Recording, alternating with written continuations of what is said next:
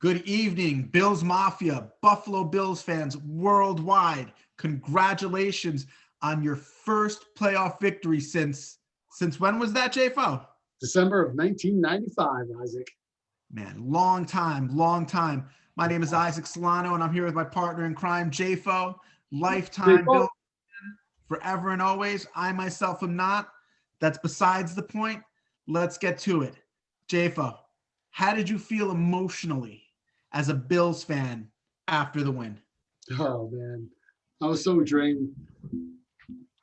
I can't even put into words like how exhausted I was. I was on the floor, lying on the floor for about 2 hours after the game. The last 2 minutes may have been the most stressed I've ever been in my entire life. Uh, Wow. yeah, it was pretty intense. They really like took a big turn for the worse. Like everything came to a culmination on that should have been fumbled by Pascal. That was recovered by Tre'Davious. That was forced by Poyer. That play right there, and the review that led up to it was one of the most frustrating things that you could watch and go through as a Bills fan. It's obvious that it was a fumble. Everybody knew that it was a fumble, but you just knew that they weren't going to give us the call. You just knew that they weren't going to end the game and give the Bills and put them onto the next round on a referee's call. It's just not the way it goes. Once the ref said the call on the field stands, I pretty much lost it. But it is what it is. It's the nature of the business, and as a Bills fan, we're just used to it. But yeah, I mean, after the game, I was just on the floor for about 2 hours. My wife was looking at me asking if I was okay. She thought I was in some serious trouble on that one because I was pacing around all game. I was checking my beats per minute on my heart rate. Like it was up there. Like it was a pretty intense game. Haven't felt like that in a long time. It was an incredible game. Again, I myself am not a Bills fan, but I am a big football fan. I'm a big playoff fan. And it was incredible. It was an incredible game. It was an incredible matchup. Um, a number of different things, came to mind, watching the game and thinking about the game, processing the game after the fact, including, of course, as we call him around here, the jewel of the AFC, Josh Allen. Yeah, that's good. I like that. The jewel.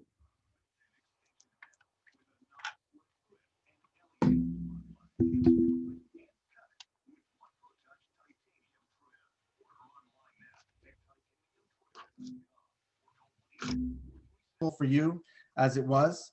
Let me ask you a question. As a fan, would you rather see? Would you rather have a really tight game like that you come out on top of, or would you just rather see the Bills just roll people over? I mean, my heart says all I want is this game to be over. I just want a W. Blow them out. Just get it over with. I don't want to have to deal with it. But like, the fan in me, like the competitor, like I enjoy watching like two teams just go head to head and battle it out, and to watch that kind of, the stressful game can be fun, but I know it's good for my heart, and that's definitely getting that game over with and ending that in a blowout. We're also going to talk about field position issues, particularly in the first half. Why those issues may have come up, and how they effectively negated them in the second half, and how they can avoid that moving forward. So let's start with Josh Allen. As we usually do. What have you to say about his performance? I mean, what is there to say? He was the team. He had. Let's see here. He was responsible for 355 yards out of the team's total 398 yards. 93% of our offense. Throwing the ball, he averaged 9.2 yards per attempt, which was one of his highs for the season. He really was the team. He was our passing offense. He was our rushing offense. I think Moss had 21 yards rushing. I think Singletary had 21 yards rushing. Other than that, everything else was Josh Allen. And what were his rushing yards for the day? I think he had like 50 or 52 rushing yards, something like that. Okay. Um, but the running backs, I mean, he had more rushing yards than both running backs combined. He Yeah. really was the offense. He had two passing touchdowns, two rushing touchdowns. I mean, one rushing touchdown. I believe he was the only quarterback in playoff history that had over 300 yards passing, 50 yards rushing, 70% completion ratio. I mean, he was just on fire. And I know a Right. lot of people like to talk about, like how he can play hero ball, and like, and in the fourth quarter he had that one fumble that were, if not for Darrell Williams, people would be talking about him and the Bills losing the game because of Josh playing hero ball. But then you also look at the first touchdown, the touchdown to Dawson Knox. That was Mm. the exact same thing. It was hero ball. It was a design run for Allen at the 5 yard line. He's taking it in. There is no hole, so he puts the ball to the tight end. Like, who does that? Josh Allen does that, playing hero ball.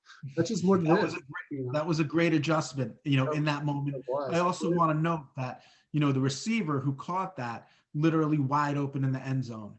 Yeah, There was no threat of a pick or anything. For me, that was really smart, smart kind of in the moment football right there. If there's a D back, covering that guy, who knows? Maybe Josh Allen just eats it. Maybe that's a smart thing to do. for sure. But he saw his opportunity, he took it, and I think that's in part why you guys love him so much. Yeah. Um, It is. Another thing I wanted to talk about though is we're talking a little bit about him on his feet, and how good he is at that. One thing I noticed in the game is he doesn't really like to slide too much.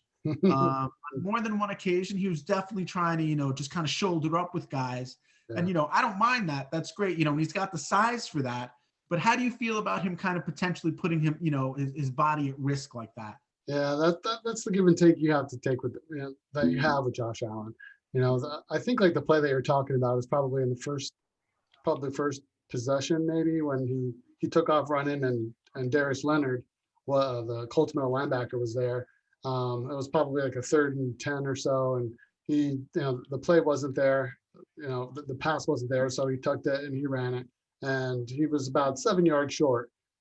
Normally he can kind of throw his little juke in there and get by the guy, but Leonard is like all world linebacker, and he smacked him pretty good.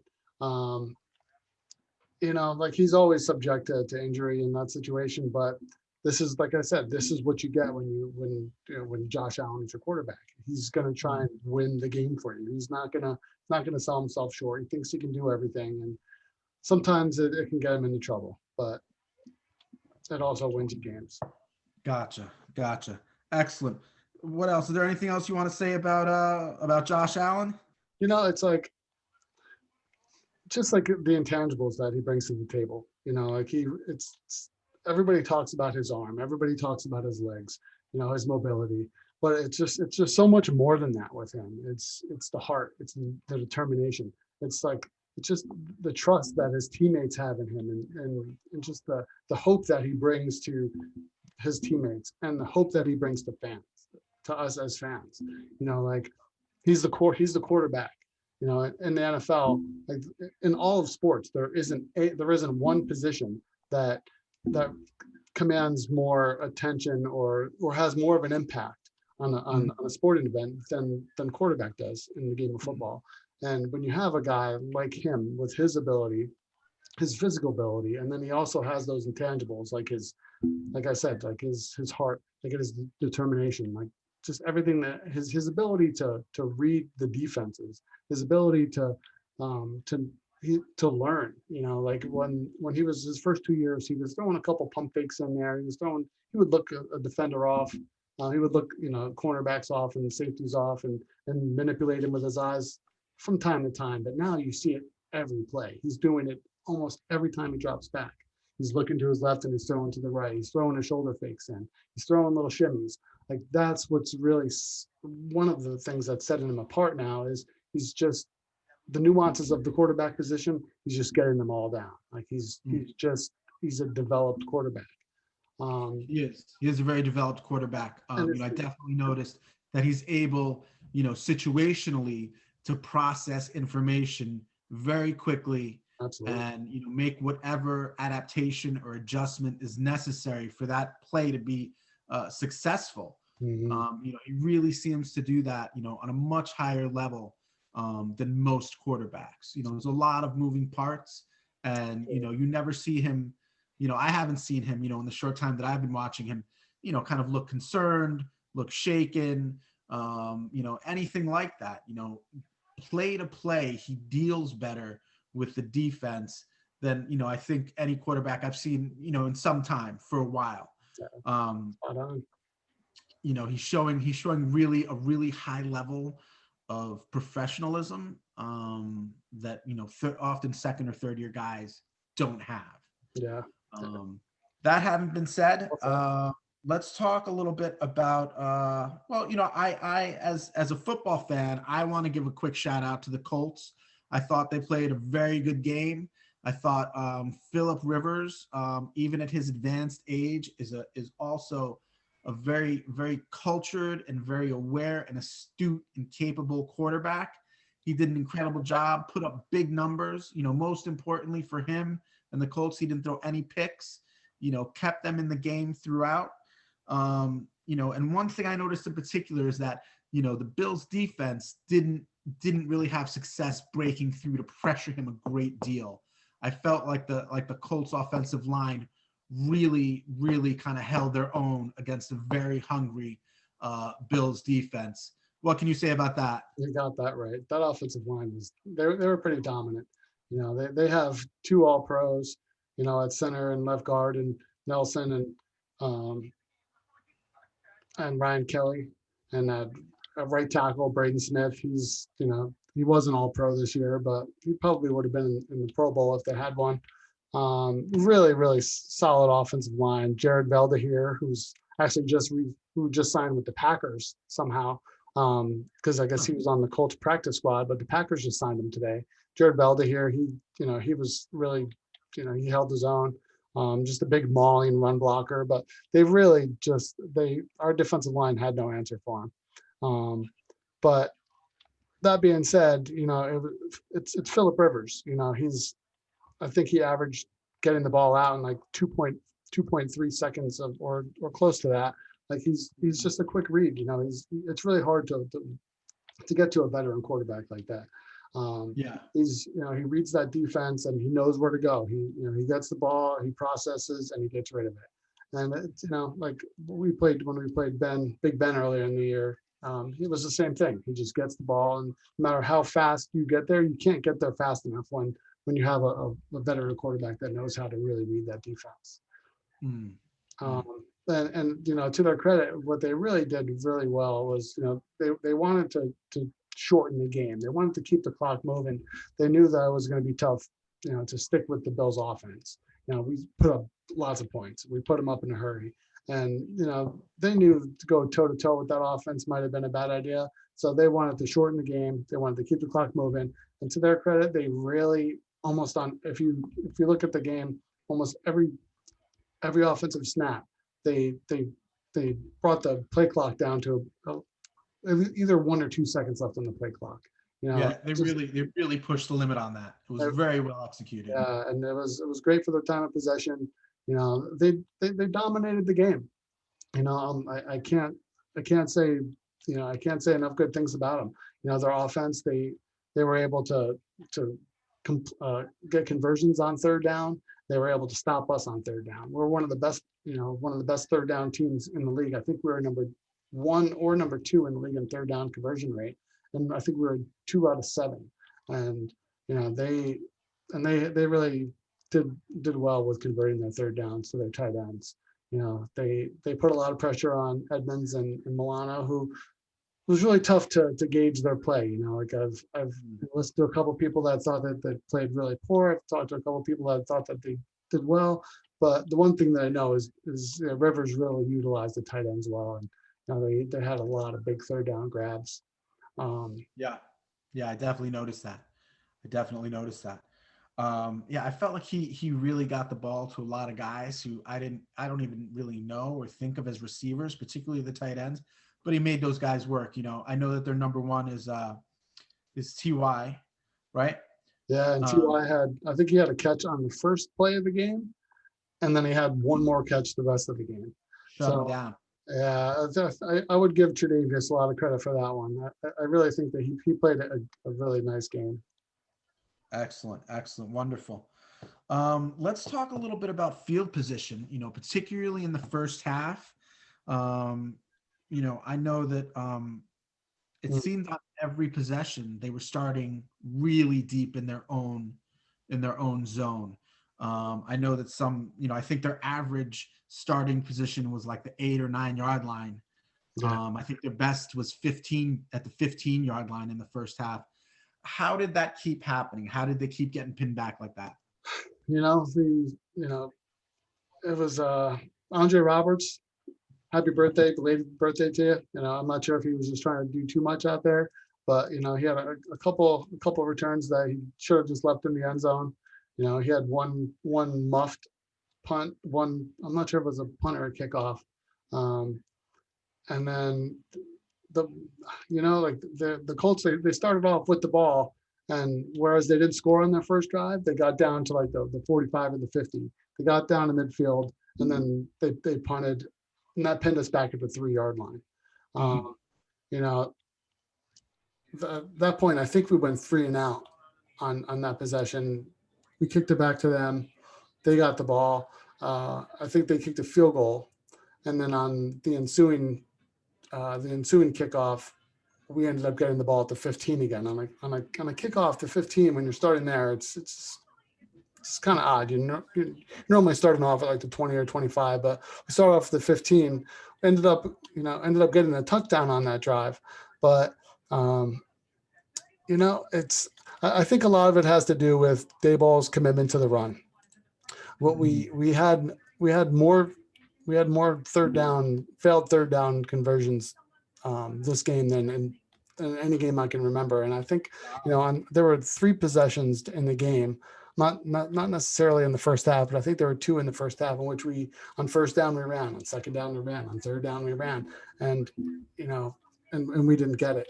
And that's just not Bills football. Like, we have to live and die. We live and die by Josh Allen's arm and leg. And on third down, if we're going to hand it off to a running back that just ran the ball 2 times in a row, it's just doesn't make much sense to me, and was just kind of poor play calling on Dable's part. Um, So is but it is it safe to say that, at least in some regard during the game, there were periods where you were dissatisfied with play calling? yeah, absolutely. I thought it was Dayball's last. I thought it was his worst play calling effort of the season. Um, Wow. yeah, just too much commitment to that run against a team that is just dominant against the run. They have one of the best run defenses in football, and the fact that we were just kind of playing right into their hands. I think it was our third possession of the first half. We ran Moss left, and then on third down we ran Moss left again, and it just Mm.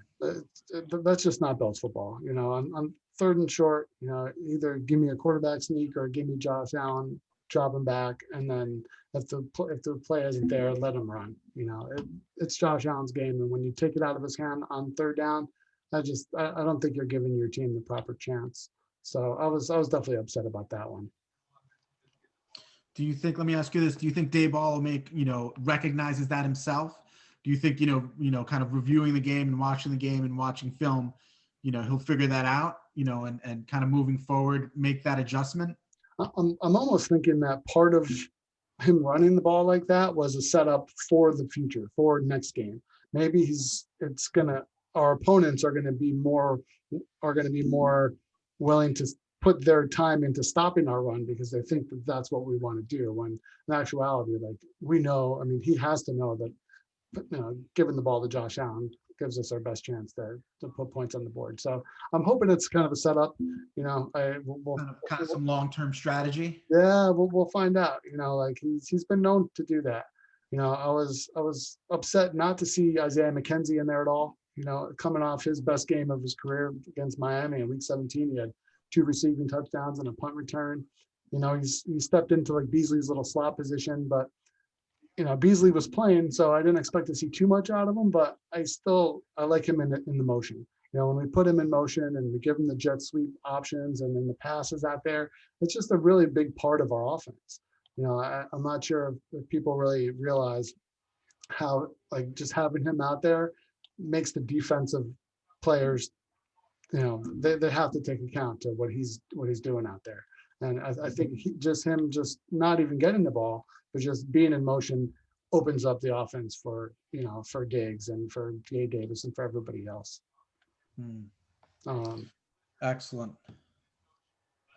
Excellent. Excellent. What else? What else did you notice in the game? What are some other points you might want to talk about? well, it Um, was huge. I mean, I'll tell you. I mean, you gotta at the end of the first half, just everything that went down at from like that 2 minute mark on was unbelievable. I mm, mean, the yeah, let's talk about that a little bit. The Colts, if I'm not mistaken, went for it on what, fourth and four? yeah, 4th and 4. I think it was about a minute 50 left in the first half. Instead of kicking for the points, they tried to push it and pump it in the end zone. Is that right? Yeah, I believe the score was, what was it? I think it was 10-7, and 10-7. Yeah. yeah, 10-7, and they had a chance to either kick a field goal and go up by a touchdown, or we'll go up by 6 or get that touchdown. And I think just the Bills in general, just like their offense and their high-powered attack is what caused Reich to do that.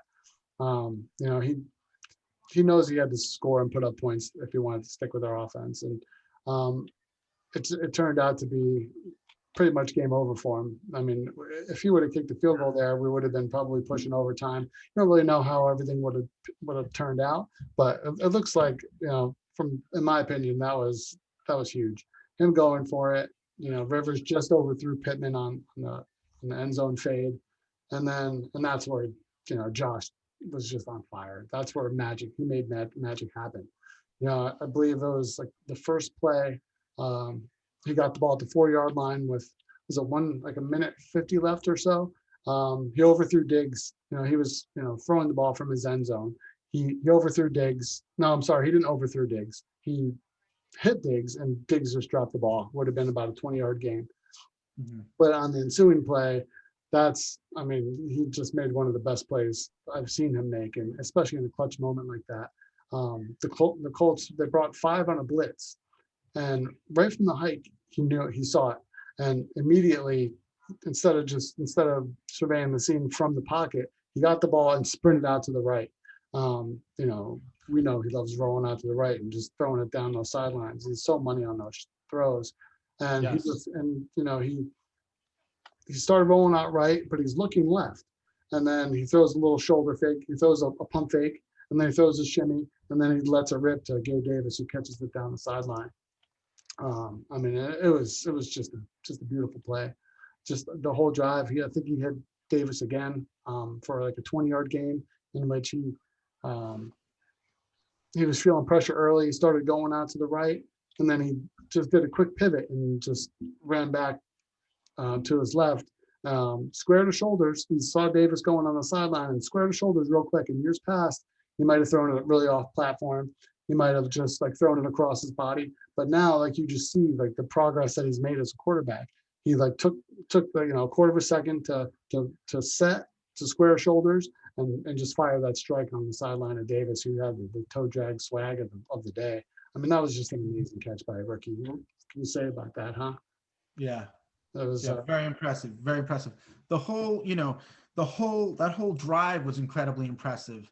It was interesting because it was, the end of the first half, but, in some ways, I've heard it referenced as the turning point of the entire game. yeah. And the Bills really made him pay on that one. Josh Allen really made him pay for letting him get the ball back. If I'm not mistaken, I think the Colts field goal kicker missed a field goal prior.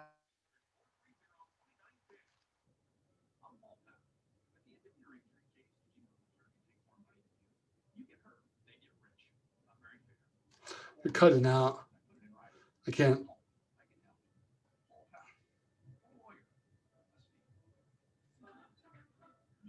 You back? Okay, you're back now. Excellent. So I missed like the last like 20 seconds. Oh, my question was the field goal kicker for the Colts had missed one previously. Is that right? Yeah, he missed the field goal. But I mean, we're really only talking about what like a 20-yard field goal in that instance. For that last set that they had it with 2 minutes left in the half. Mhm. Um, you don't think that had anything to do with Frank Reich's choice of action,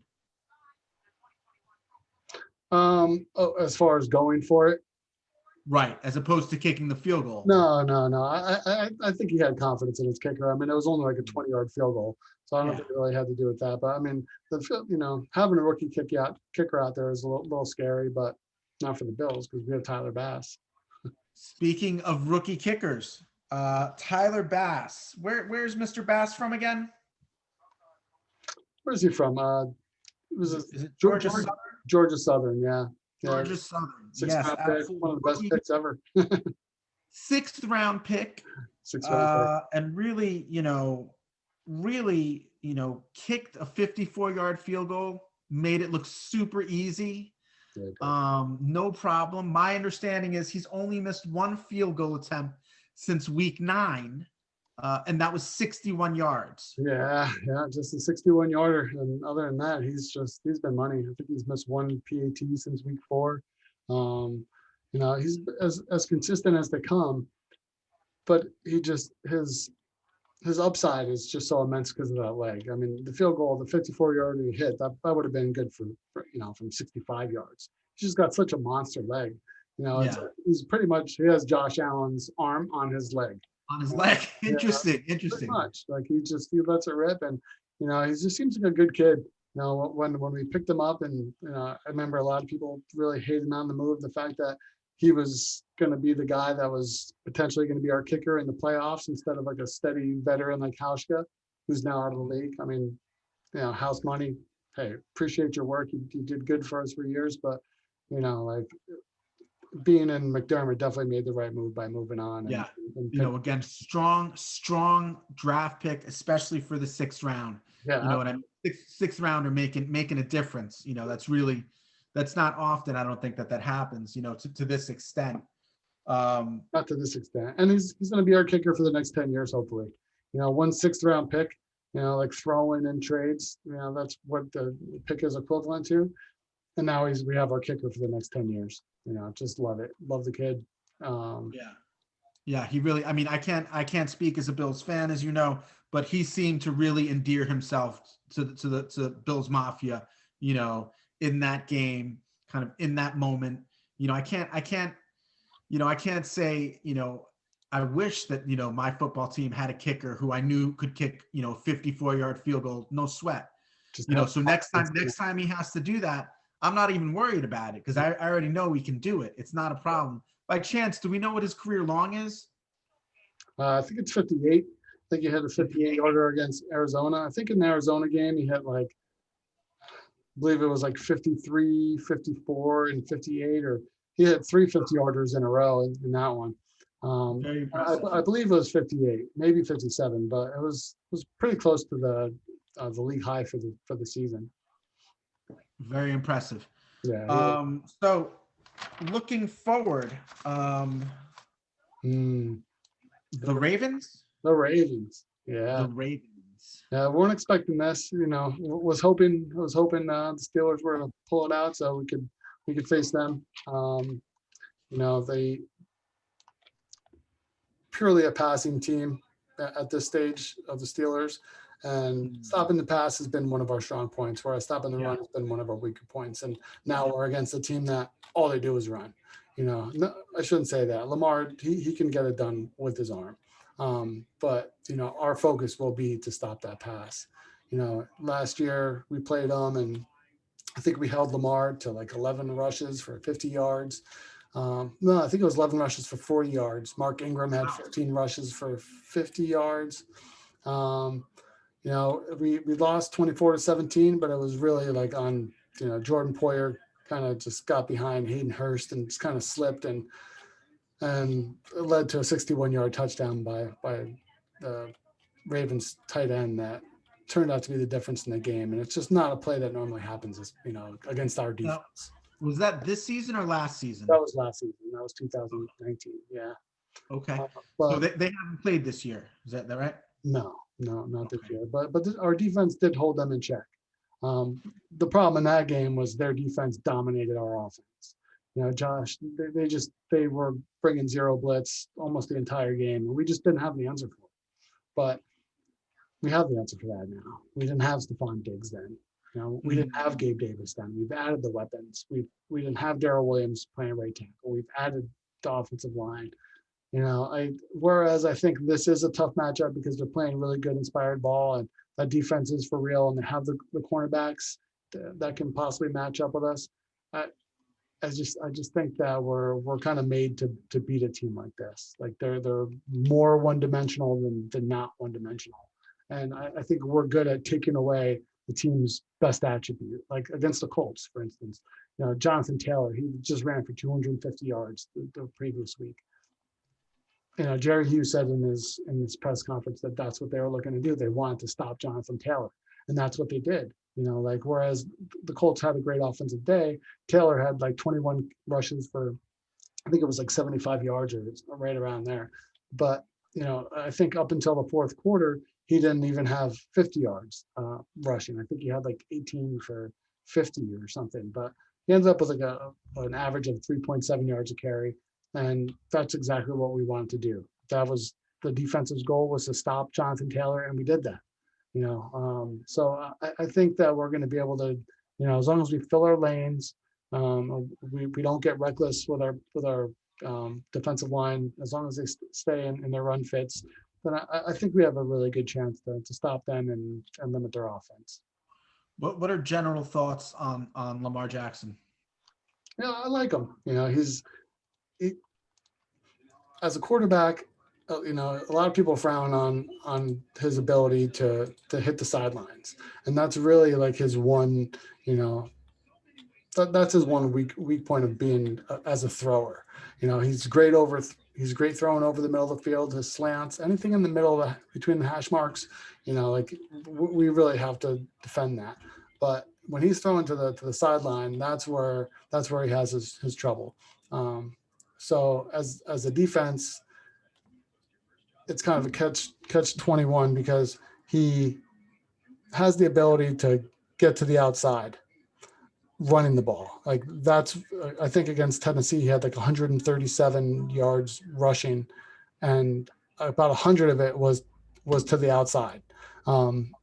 So if the Bills try and take away the middle of the field on the pass, he has the ability to get to the outside and gash us with the runs. So it's like, what do we want to do? Do we want to defend the middle of the field on his pass, or do we want to defend him running to the outside? Because he can't really throw to the outside as well as most quarterbacks. So he puts the defense in an interesting dilemma where, what do you want to stop? And I'm not really sure what they're going to be looking to stop, his run or his pass over the middle. Maybe a little bit of both, but we'll see. Do you feel threatened by his pass game? Threatened enough, yeah. I mean, I think if he can hit the open guy, I'm afraid of him throwing the ball over the middle. I'm not afraid of him throwing the ball to the sideline. I hope he does, because I think we can jump on it and get some turnovers. If we have the corners to make him pay if he throws to the outside of the hash marks. But between the hash marks, he's pretty tough. And what are you, in a general sense, what's your thoughts on the Ravens defense? Scary. This is pretty much the main reason why I didn't want to face them, was, they had a huge addition of Calais Campbell. I thought it was one of the best offseason additions of any team in the NFL. He has that leadership. He's a monster. I think he's like 6'6", 300-pound defensive end. He can get to the quarterback. He can, hold the edge as against the run. You got Brandon Williams in the middle. You got Derek Wolfe. Their three-man defensive line is a monster. And then when you look up to the pass rushers, they went out and they got Ngakoue. They re-signed Judon to a franchise tag. So they have just weapons on that defensive line to get after Allen. They drafted Patrick Queen in the first round. Solid middle linebacker. And then the corners, there's not too many teams that can really match up with Diggs and Beasley and Brown and Davis. But the Ravens have some horses. Humphreys is, he's about as good as they come in the NFL right now. He's borderline elite cornerback. Marcus Peters is the guy that I really want to go after. I think he likes to talk a big game, and he's like an emotional leader on that team. But I think we can get in his head. I'd like to see Josh go after him. Maybe if he gets outside of the pocket and gets a run in and he sees Peters, I'd like to see him maybe run him over and throw a shoulder into his head and talk some trash to him. And I think you kind of take him out of his game. Peters he's a hothead, and I'd really like to make him an emphasis of what we're going to attack. But I mean, Peters is known to make big plays on D. He's a ball hawk, but I just don't think he's really that good in coverage. But their scheme in general, it's top notch. What day and time is the game this week? It's Saturday. Your time on the East Coast starts at, I believe, 8:15. Nice 5:15 start for me on the West Coast. It's the primetime game. Yeah. A game. It's about time. Say again. I said it's about time. I'll tell you what. The first game for me, the best game of the whole weekend was the first game of the weekend, which was the Bills game. It was significantly better, I thought, than the two games that followed. And really, for me, it was the most interesting matchup. And I was, it should have been the primetime matchup, I thought. I'm glad to see they're on during prime time. Join us later in the week, folks. We're hoping to have, a full-scale preview and breakdown of the matchup between the Bills and the Ravens. Do you have a prediction now on the score? Do you want to think about it a little bit, and we'll talk about it later in the week? Yeah, we'll talk about that. We'll hold that one off. All right. Excellent. Got to dig deep. Excellent. JFO, is there anything else you want to say to close out this evening's show? We got one, Bills Mafia. We got one. 25 years in the making, 26 years since that last playoff. I'll tell you, it seems like an eternity. It's like a whole lifetime ago when that happened. I was a junior in college. And now we're borderline old men over here. What do you mean borderline? Yeah, I know. I hear you. Congratulations to you. Congratulations, Bills Mafia. Shout out Bills Mafia, of course. Shout out to Moondoggies out in Vegas. Shout out to Rico. All those guys kicking it and doing their thing in regards to Bills Mafia, Josh Allen, all that. If there's nothing else, JFO, I'm going to say goodnight. And please join us later in the week. We'll keep you posted, fans, about when our preview show will be coming up sometime this week. Yeah, that sounds good. Isaac, fun as always, my friend. As always. Look forward to doing it again very soon. Bills Mafia, till next time. We're out. Bills Mafia.